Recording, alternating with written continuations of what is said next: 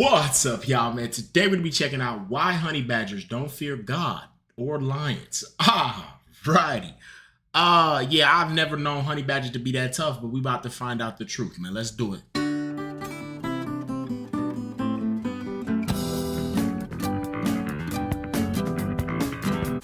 Honey badgers are the most disrespectful force in nature, and that's putting them over orcas. Cause at least when an orca shot puts a seal, you can argue it's just testing a new hunting strategy. But honey badgers will look for negativity in situations where they have nothing to gain. Why would a honey badger test an oryx 10 times its size, get launched only to immediately do it again? Cause honey badgers come into the world deciding they don't want peace, they want problems. They don't want compromise, they seek conflict.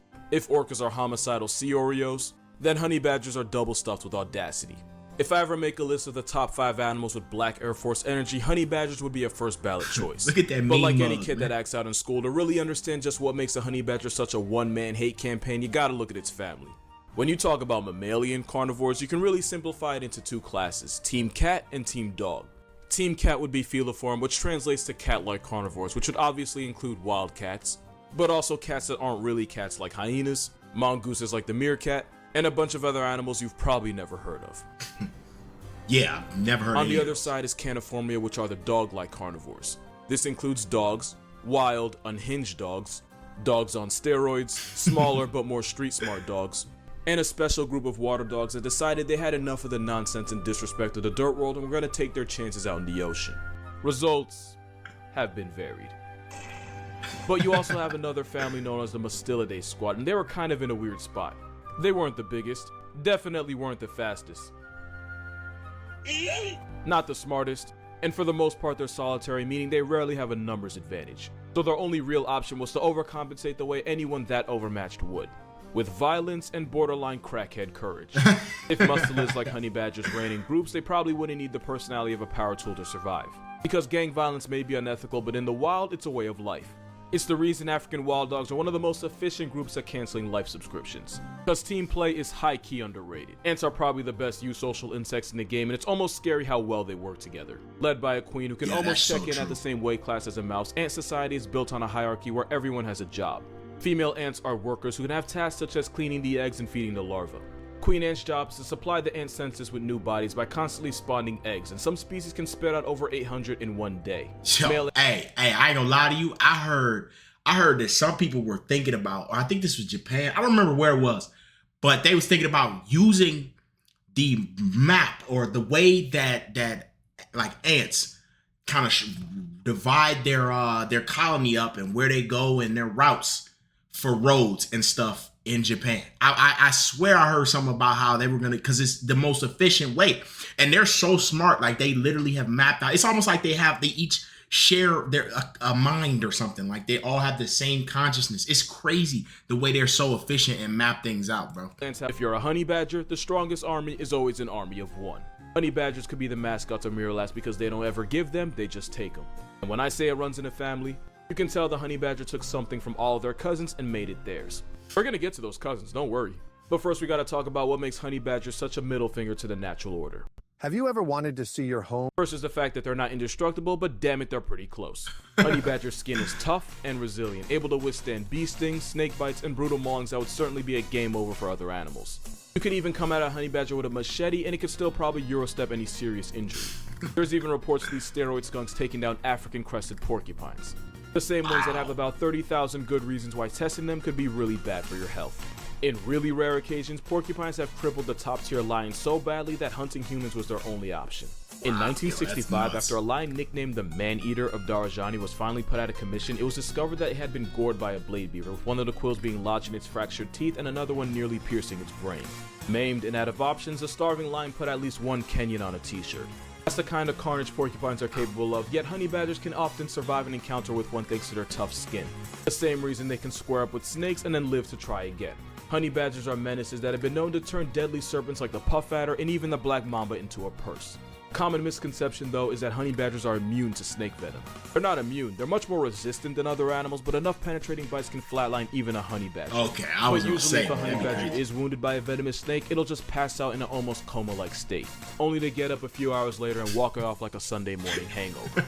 Another fact is that not only is honey badger skin tough, it's incredibly loose, especially around the neck. So if one's ever being mauled by a big cat, this walking cigar can turn around while being attacked and deliver smoke directly to the face. Honey badgers are furry duracells, and anything short of a round directly to the skull isn't guaranteed to kill them. This durability is why honey badgers are either brave enough or stupid enough to blatantly steal from top predators, and they usually target leopards. Unlike lions and hyenas, leopards are solitary assassins that hide their prizes high up in the branches where they can't get their pockets picked. The food may be safe from lions, but they're not safe from a malicious equality symbol with nothing to lose. Honey badgers will risk it all by attempting to steal from a leopard by climbing a tree once it steps away from its meal. If the honey badger gets caught in the act, it'll throw a loud temper tantrum, hissing and screaming as it backs away. A method I'm sure they got from their close cousin, the Wolverine. The Wolverine is a honey badger on PEDs, built for the freezing tundra of the north. And even though they're roughly in the same weight class as a medium-sized dog, tankier predators like bears and mountain lions will occasionally pay food taxes to this walking vibe check. But the thing with Wolverines is, they have the strength and speed to catch their own bodies. Wolverines will stalk a potential victim for hours, even days, and there have been reports of Wolverines posting up in trees just so they can wait for the right moment to pounce. But why waste the energy or calories doing that when you can just pickpocket a grizzly or clutch a 2v1 versus wolves? And just like the honey badger, Wolverines will attack anything with a pulse. Difference is they have the tools to actually stop it. One Wolverine put a polar bear in a headline after clamping its vice grip jaws around the struggling bear's throat until it suffocated. There have even been reports of a Wolverine dropping a female moose by ripping at its shoulder blades until it eventually tapped out. In comparison, honey badgers have allegedly KO'd units like the Cape Buffalo and water buck. Except the honey badger's methods are different. No! I know I ain't see that right, bro. Nah, yo, I think that, I don't know if that's his balls or his nuts, but he gripping on something. It's genius, though. I ain't gonna lie to you, bro. You know, I've never thought about this, but now that I'm seeing them do it, yo, the honey badgers mean business. Why don't other animals do this? Just go and get the nuts, bro. Just go and get the nuts, man. Look, if it's too big and you can't get it, you can't beat it, everybody falls down and it's gonna hit their knees when something happens to your nuts. You know how it go, man. This right here is genius if you out in the wild, bro. That's 101 right there. You know what I'm saying? I'm so surprised that more animals don't do this. That's crazy, bro. What I have learned is honey badgers are what Chihuahuas think they are. The way the Chihuahuas be barking, bro, these dudes, they really live it, man. They live it for real. That's crazy. Wolverines are little man syndrome, but with bear trap jaws. Even though they might not have superhuman healing powers, they do have rotated teeth. Wolverines are equipped with upper molars rotated 90 degrees inward, meaning they can easily eat a grizzly bear's leftovers even if it's half frozen. That dental plan is why a Wolverine will eat every part of an animal right down to the bones. Honey badgers don't have nearly that kind of power, but these prison striped weasels do pack a nasty bite, and they've been seen tearing into tortoises.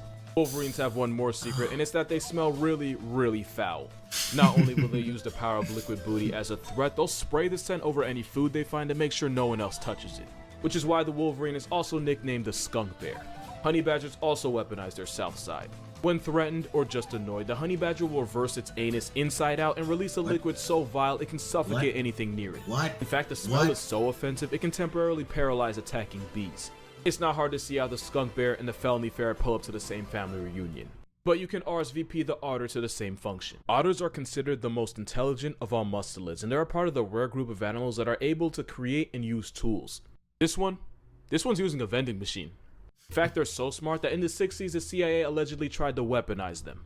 I actually made a video on this in an otter report that was created on my TikTok, so definitely go check that out. Wow. They're also an anomaly in that they're one of the rare social mustelids, which should give you mixed feelings. Because yes, sea otters will hold hands while sleeping so they don't float away. Despite my lack of emotion, I find that adorable. But otters, especially river otters, will jump anything that enters their territory, from caiman to jaguars to idiots with iPhones. If you want your idea of otters to be completely slaughtered in 10 seconds, Google otter and attack and count how many articles you get. A pack of 20 nearly took a man off the Singapore census permanently. A group of rogue otters drowned a woman's beloved dog as she could only watch. Once upon a time, a monkey wandered into the otter hood of the Bronx Zoo, and the outnumbered monkey paid the toll for his transgressions with his soul. That's really only scratching the surface. I already have an entire video dedicated to the carnage society lets otters get away with, but one fact should really hammer the point home. Sea otters have a violent mating ritual that involves biting his partner's nose pad so hard that he can tear it off while occasionally holding her head underwater. That is not the disturbing part. Yo, that's not the disturbing part. What do you mean? You basically just said that they getting freaky and he drowning her in the midst of it. Yo, I thought otters was cute, lovey. Bro, I ain't gonna lie. I think one of my friends bought me a little otter, like it was like a thing to put on my backpack, bro. They supposed to be cute, cuddly creatures. This is literally ruining my perspective of otters. Water. That is not the disturbing part, because frustrated male otters that couldn't find a mate will resort to taking their lack of options out on baby seals. Something they'll continue to do for up to a week, even after the seal's soul has already evacuated. I mean that in the worst possible way. So in a weird twist, out of these three, otters might have the lowest morality, but to compensate they have the highest intelligence. Don't think honey badgers are just some crayon eaters, they're incredibly smart too. Like the kind of smart that would make them high-class criminals. In an experiment, a honey badger couldn't reach a box of food that was hanging from a branch of a tree. But what would have been a dead end for most animals was only a challenge for him. After a few seconds to carefully weigh his options, the honey badger proceeded to push his crate closer to the hanging box to the point where he could stand on it to claim his prize. It might not seem like much, but being able to figure this out automatically puts honey badgers in the highest percentile when it comes to animal intelligence. But the best example would be this little guy named Stoffel. Stoffel was a well-known escape artist that would find some of the most creative ways to end his bondage. In one of his many escapes, Stoffel noticed a broom that had been left near him, dragged it over to one of the corners of his enclosure, leaned it against the wall, and then used it to emancipate himself. Oh, that's genius. They tested his skills with a gate, and Stoffel the Black Air Force managed to undo the latches of the lock. They then put him in a cell surrounded by cement walls. Take a wild guess what this little weasel did. Stoffel dug up a bunch of rocks, and when he had enough, he piled them in a corner and Andy Dufresne'd himself. One night, his caretaker awoke to a burglar in his home at 1 a.m. You know where I'm going with this. Stoffel escaped again, only this time he broke into the farmer's house and even tried to get into his bedroom. And you want to know the most disrespectful part of it all? Stoffel was hand-raised by humans at a young age and imprinted on them. Meaning Stoffel had no intention of actually escaping. Nah, he was just doing it for the sport and for all the memes.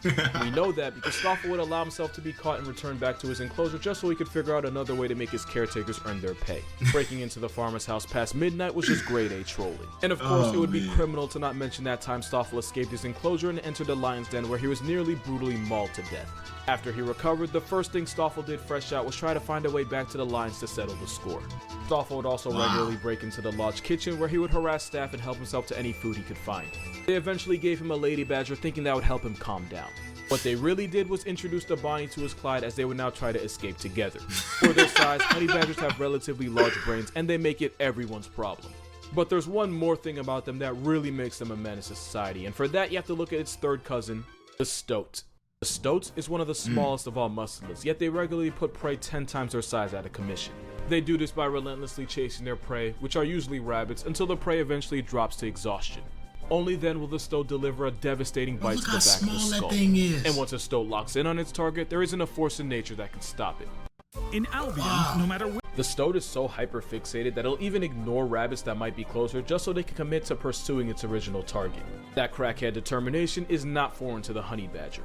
The only way a honey badger can fend off leopards, hyenas, and even the occasional lion is by constantly squirming, hissing, and biting until the attacker eventually decides it's not worth the calories. Even if they eventually do go out of commission, you can be sure the honey badger did not go quietly. The badger's stubborn nature is probably best summed up when you see what they do for honey. Honey badgers love breaking into beehives to eat energy-rich honeycombs. Unfortunately, that often means getting a face full of African bees, which are more aggressive and more nasty than their European cousins. But these honey weasels will continue to eat even while being actively swarmed and attacked by bees. And even though they're resistant, they're not 100% immune to bee stings. Honey badgers have been known to keep raiding the same beehive for honey until they eventually get stung to death. But honey badgers don't care, they live life balls first with no fear of consequences. This willpower is how 2 honey badgers stepped to 6 young lionesses and still managed to survive. At one point, the honey badger found itself in the jaws of death, only to use its loose skin to turn around and bite the lion back. This leopard tried harassing a young baby badger, only to end up cosplaying as a cheetah once Mama Badger inserted herself into the conversation. Speaking of cheetahs, honey badgers have such a reputation that it's widely believed that cheetah cubs evolved to mimic their coloring to avoid confrontation with predators. A whole predatory cat in evolution forced them to impersonate an African bush weasel just to get more respect. Hell for cheetahs, but another notch on a honey badger's chastity belt. I say chastity because they don't give a f. With the strength and durability of a Wolverine, the intelligence and morale deficit of an otter, the pure coke-fueled willpower of the stoat, the honey badger's the only thing alive that can make a bull cut intimidating. And that's gonna do it for this video, which was by far one of my most fun to make. Yo, this was sick. This channel, my Patreon's gonna be in the description.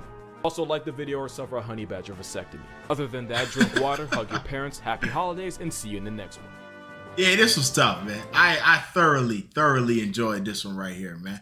Yo, I had no idea honey badgers were this tough. I'm honestly speechless, bro. Like, I don't really hear anything about honey badgers.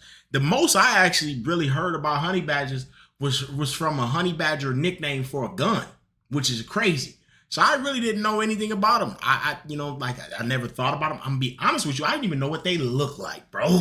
So this was awesome, bro. This was awesome. Now, my perception of otters, though, that's a whole nother conversation, bro. I'm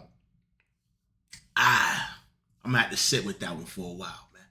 They might have single-handedly ruined the way I feel about otters, bro. This is sad. Now, it's an excellently done video, but a sad day for anybody out there who thought otters was loving, soft, gentle creatures. Bro, now, y'all, as a lot of you know, I'm from Chicago, so I went to the Shed Aquarium when I was younger. I saw two otters. They was playing with each other, bro. You know what I'm saying? At the shed, and they sweet. They're cute. Not no more. I'm out of here, man. I love y'all. Peace.